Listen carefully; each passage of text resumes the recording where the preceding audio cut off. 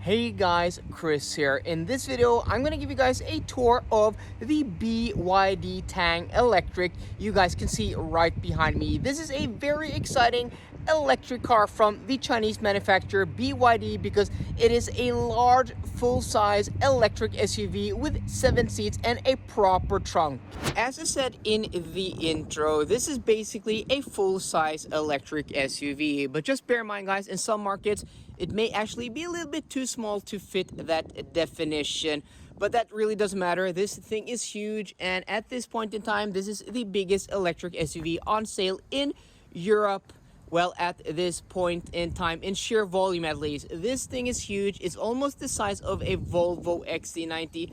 There are longer electric SUVs on the market today, like the Audi E-Tron, but this thing is bigger. Park this next to an Audi E-Tron, and the E-Tron looks small. So it's almost 4.9 meters long, 1.75 meters tall, 2 meters wide, and has a ground clearance of 19 centimeters. So in sheer volume, this thing is almost the size of a Volvo XC90. It really is huge, and sitting on these 22-inch wheels, yeah, it doesn't make it look smaller. These are 265/40/22s, and they are massive. Not the best for efficiency. And I'm also not a huge fan of, the double spoke black wheel designs. If these were aerodynamic wheels, probably it would be more fitting with, the EV theme.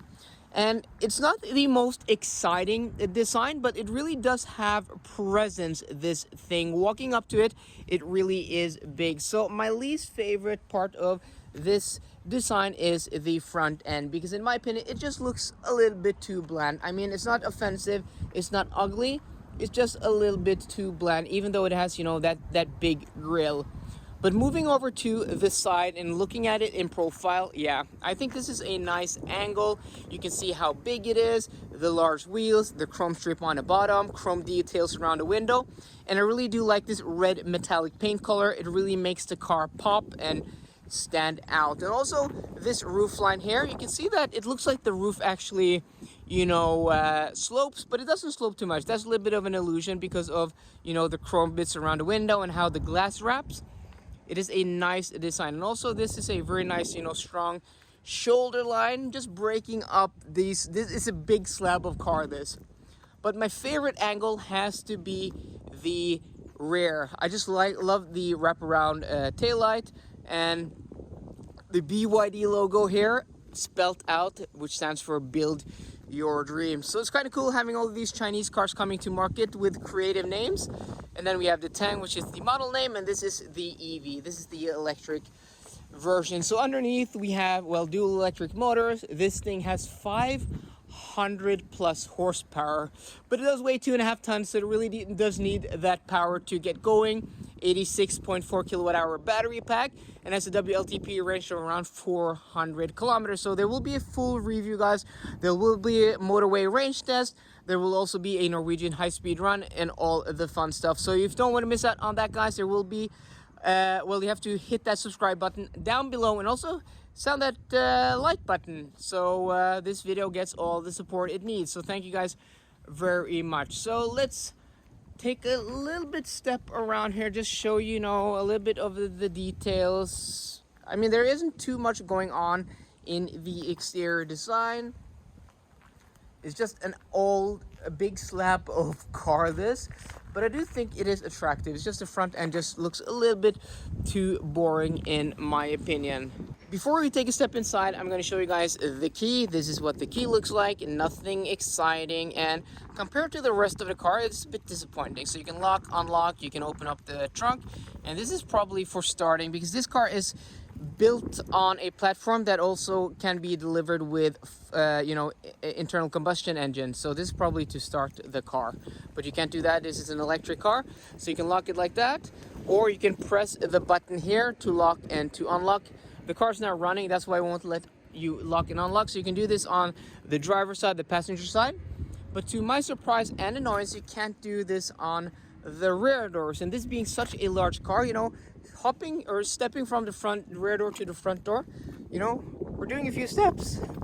So it is a big car, so if they could have that there, would be very nice. But again, this is not a premium vehicle in that sense. It's very reasonably priced. Starts here in Norway at 600,000 kroners, basically fully equipped. But I think they're about 650 or 65,000 euros out the door with winter wheels and, you know, registration. So opening up the front door, this has an impressive interior. I mean, it's not up there at the level of the best premium cars, but it's most definitely much better than some of the cars that are not premium. So you have this faux leather on top here, which is stitched. It looks very much Mercedes from the switchgear, and there's more Mercedes, you know, theme on the interior. You have this glossy black plastic here, and this is actually dampened. Look at this, guys. This is quite impressive. You have memory settings here, and then you have the stereo from Dirac. You have 2 memory settings, and everything just feels nice to the touch. And then you have this strip here of aluminum, and then you have this microfiber insert here, which is stitched, contrast stitched there with the yellow. And then you have leather on top of here. This may just be faux leather, but everything feels nice. And you also have these, you know, these anodized buttons. They may actually just be plastic, but everything feels nice to the touch. I'm not complaining about the switchgear. Switchgear feels solid. And as first, when you get below the armrest down low in the cabin, you have hard touch plastics. But at this price point, I'm not complaining at all. Even this button here is like anodized. Oh, I did not mean to open that. Can you close it from here? Nope. Well, we're gonna look at the trunk later, guys, on in the video. And this is also a 7-seater, if I didn't mention. That's why this is a very exciting car, because it really does fit for a lot of families. So you have these seats, which are quilted. They are ventilated. Very impressive. I mean, this car comes fully equipped. This is like what the Koreans were doing like 15, 20 years ago. Now the Chinese cars are coming to market and offering all of this kit. But in my opinion, this interior is much closer to the European and also Japanese and Korean competition than the Koreans were 10, 15 years ago. This is a really impressive interior considering the price point. You have more of that, you know, leather on top of here, or that faux leather, which is stitched. You have more of that glossy black plastic, and then also this aluminum trim. And then on the dashboard, you also have that microfiber. It looks really nice. And also the seats electrically adjustable in all directions. You have manual thigh support here. You have lumbar support. You can adjust everything. You can adjust the headrest, contrast stitching. I'm not a huge fan of the color combo with this yellow here, but they look very nice and the seats are quite comfortable. So let's take a step inside. And then we have the steering wheel here, which is a 2-spoke design. A little bit reminiscent of Mercedes. There's, you know, a little bit of a Mercedes copying theme here, especially with the center console. Look at this, guys. This is quite interesting. This is very Mercedes with the scroll wheel here and just the button layout. But yeah, this is really hard to read, especially when you're sitting here because you're at an angle. Are you able to see anything there? I'm not able to see what the buttons are labeled. Only when it is dark you're able to see. So this car it's not perfect, but for this price it is a very interesting vehicle. You have this start stop button here to turn on and off the ignition. You have different buttons here, secondary controls, as you guys can see there, hazards, and you also have your sport and eco mode here. This button doesn't do anything at all because nothing changes while I do it, but it does have a like an electric power icon. Yeah, you guys can see that much better on camera than I can actually see it in real life. It is weird. And then you have this shifter. This I do like. It feels nice. And then you have cup holders in front here, which are hidden. And then you have the HVAC vents for the front seat. So in front of the driver, you have a 12.3-inch gauge cluster, which is very dim. It is too dim for using in the daytime. So again, this is something that they have to improve. And bear in mind, guys, this car hasn't actually come to market yet. It's a few weeks away from being delivered to customers. So this car in particular isn't production ready. So there are issues with this car that may actually be fixed before these cars come to market. Just bear that in mind. But yeah, there's too much glare, and also it's so hard to read like the screen sometimes. Yeah, but I mean, the driver's display, it's fine enough. But what's interesting is this is a 12.8-inch screen, and this is basically a tablet glued to the dashboard. It doesn't only look like a tablet. This is an Android tablet, guys. I am running Google Maps here for Android tablet. So this is not Android infotainment system, this is an Android tablet. It's really interesting. And then you have a button here on the steering wheel that lets you rotate the screen, but I'm not a huge fan of that. It just looks totally out of place, and it just takes up too much of the front windscreen. They did that as a gimmick. If it would rotate and move a little bit more down, it would be better, but the way it sits now is perfect. I mean, the placement is really nice, and yes, it does look like a tablet glued to the dashboard because it is a tablet glued to the dashboard, but I don't mind it. It works really nice, super responsive, has a little bit of weird, you know, ergonomics and setup, but I'm not going to dive deep into this because it is not finished yet. There are weird things about this, but just the way it works, it has a lot of potential, but it's just so snappy.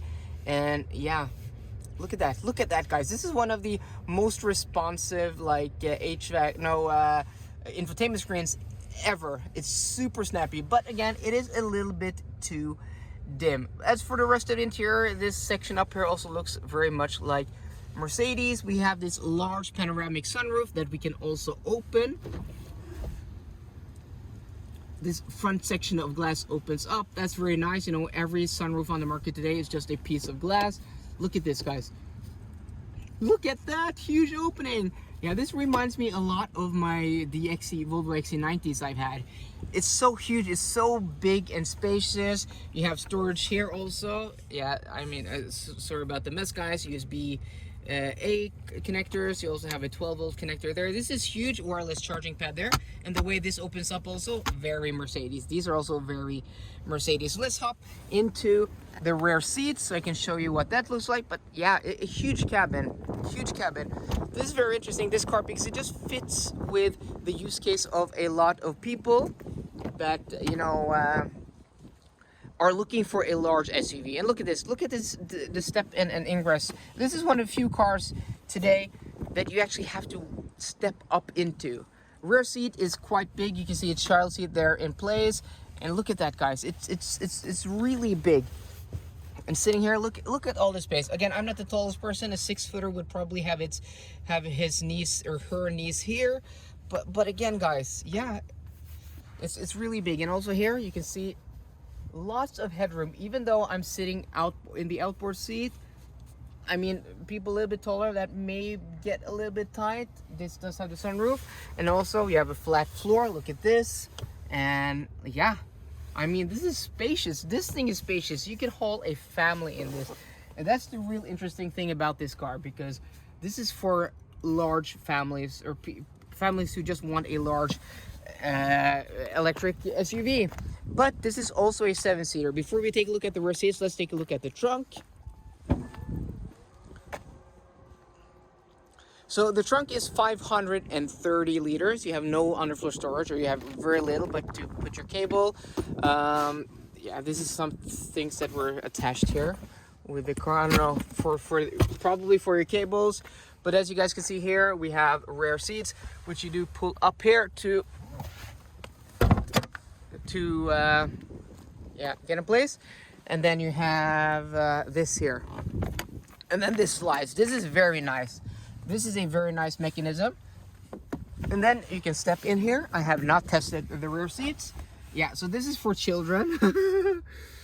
Actually, headroom is not, yeah, headroom is pretty tight. Look at this, guys. I'm actually, but I feel like I'm sitting on the floor. That's how they fixed this. And also the rear tailgate is all the way. So this is for children. I'm not going to be able to even sit here, though I could probably slide this.